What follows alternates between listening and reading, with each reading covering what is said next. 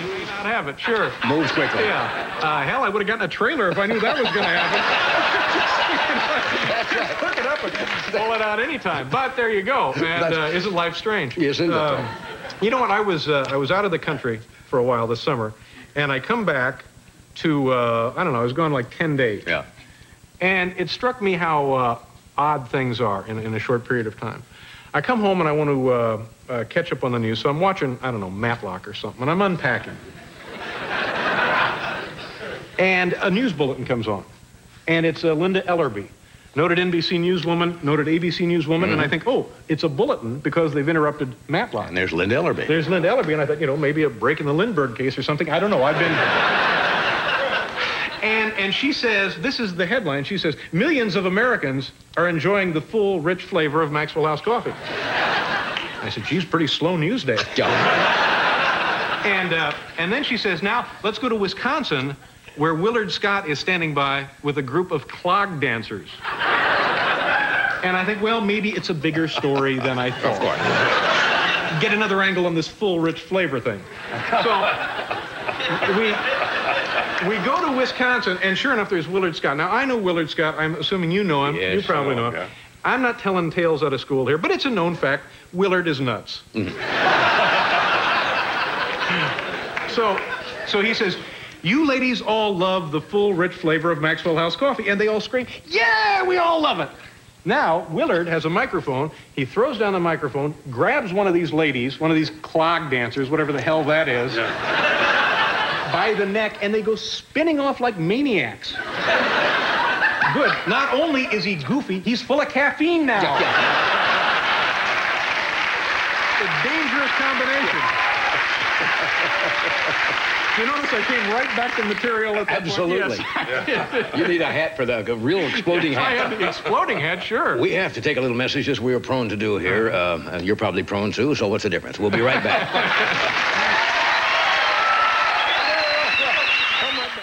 Long time, and It's very nice, fit right in. You are in your, I asked you during the break, you're in your 7.5 year. 7.5 years, so we're working on it.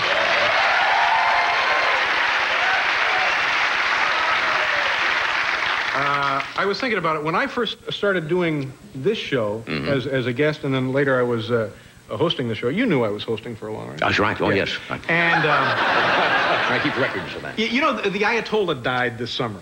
Yes. Yeah. I just got over it this last week. Yeah, it was a hard trip for a lot of us. We're working through our grief now. Yes, John. I know. It's not easy. And I can remember doing jokes about him when I was doing this show. And I'm thinking as I'm watching the coverage of this guy's funeral, here is a guy now, world leader, religious leader, and in one form or another, single-handedly held this nation hostage for about 20 years. Yeah. He got Ted Koppel his own show. That's right.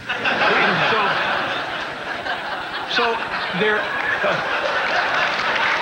Man! Well, wow. Somebody walked in up there. Yeah. See, after the hat joke, they're ready for some esoteric material. I guess so. You can only go with a floating hat so long, and then they got to think. So, they're covering the man's funeral on the news, and it's like watching a panty raid. It was... And so people are pushing and shoving, and I guess you know this, and they actually knock the remains of the Ayatollah out of the box and onto the street. Yeah. Thank God he wasn't injured. That's right. He'd been turban dead for weeks, you know, before he actually died. He just kind of drifted away quietly. It was, so now the other thing I'm thinking about is Oliver North now. They finally had the trial this summer. Right. And they finally had the sentencing and so forth. He gets like a fine. He's fined like $100,000. And he's given 1,200 hours of community service. Boy, that'll teach him. You know, I mean, I think they're sending a pretty powerful, pretty clear message there, by God. You get caught selling weapons to one of our enemies, mister, and by God, you can just spend a couple weekends a year picking up cigarette butts in the park. Forget that. Because...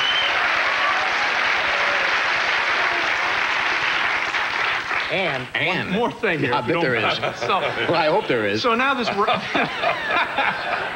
so this Rob Lowe deal. Now, this thing... I just want to get this straight. The guy goes down there to the Democratic National Convention last summer. That's right. And by the way, isn't he the kind of bright-minded, clear thinker we need in politics?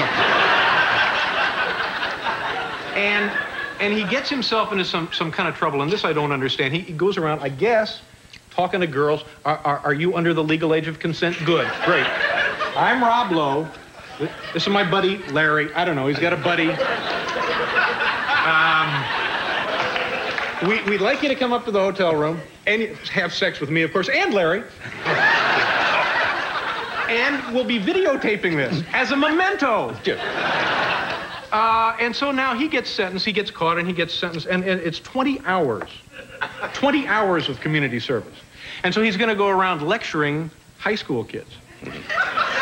So the real challenge here, as I see it, will be, for the first time, he's going to have to try and entertain teenagers with his clothes on. So that's part of it. But he's not off the hook. I understand he still might do hard time for singing at the Academy Awards. So I don't know.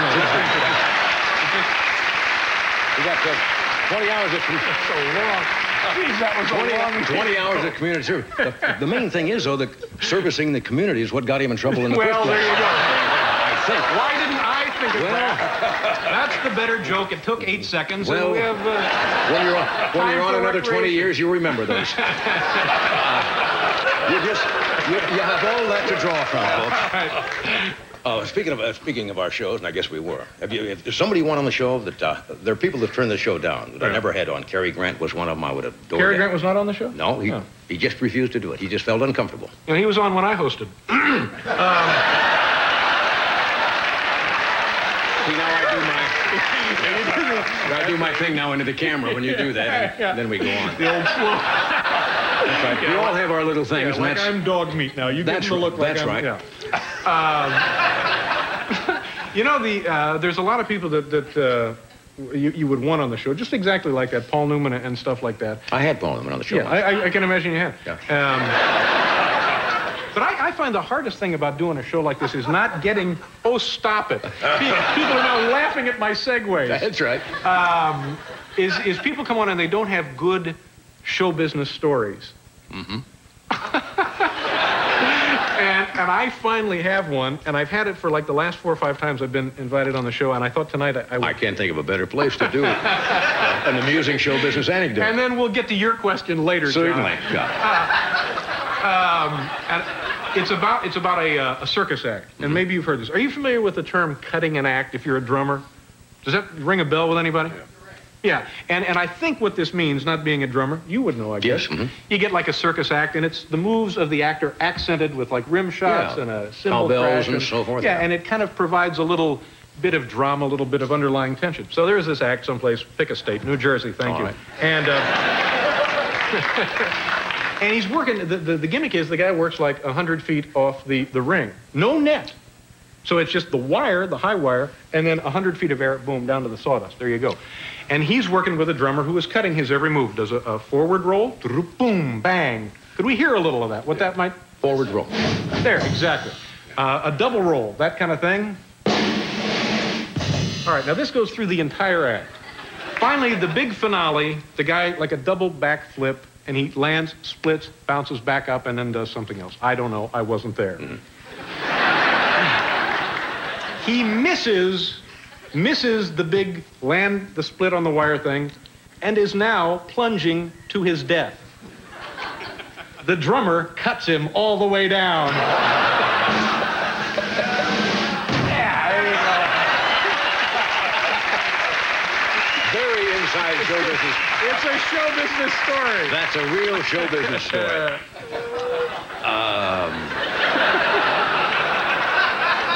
Cuts him all the way down. Cuts him all the way down. Minutes from being stained sawdust. And you saved that one for me, huh? Oh, no. Sure. Sure. It's no exploding hat, John. No, I know that, but you know. But I thought you'd like it. Yes, I do like that. So, what else? Anything else on your mind tonight? Well, I don't know. Talk about this Paul Newman thing. So he's got all these products out now. He's got popcorn. He's got a salad dressing. Yeah. Yeah, exactly. So I finally get the chance to meet the guy. This is one of those guys I've always wanted to meet. Yeah.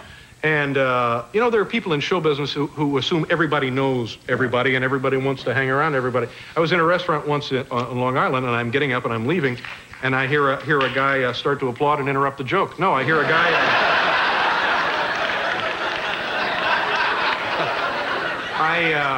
And God bless you for it, come to think of it.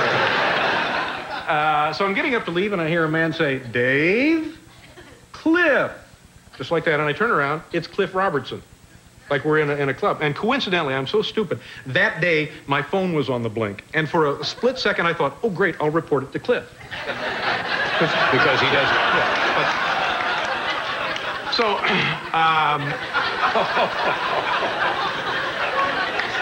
so I'm in Phoenix now. I'm attending an automobile race a couple of years ago. And there's a race driver named Bobby Rahal. Yeah. Great driver. Won Indianapolis in '86, That's right. two-time national champion. And I'm spending some time with his wife. She's being nice to me, showing me around. And she says to me, would you like to meet Paul Newman? And I think, well, geez, normally, you know, if she said, would you like to meet that Hey Vern guy? No, I'd have passed on that.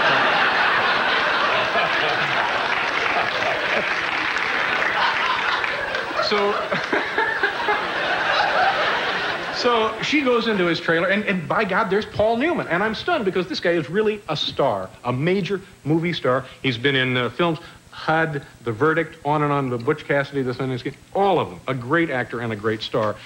And the only thing I can think to say to him is, geez, I really enjoy your popcorn. That's the only...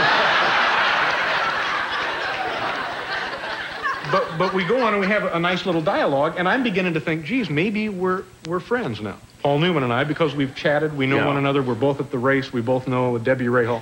Okay, so now, a couple of months later, I'm at Indianapolis, also at a race. They have a race there. And I see Paul Newman again, and I think this is my chance to impress this young woman that I'm with. I think this will just drive her nuts, because Paul Newman is coming up these stairs. He has a little white outfit on, white shoes, white pants, white shirt, little white hat.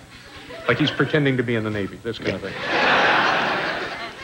And so I normally wouldn't do this. I stand up and I see him and I said, hi, Paul, just like that. And the girl is right here. Paul does this. And keeps walking.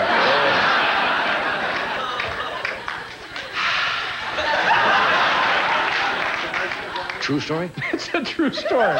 Yes, it's a true story. And the end of the story? Just go to the commercial. Oh, I see. Want to do a... That's a drum roll to the deck. Man! And we'll be right back.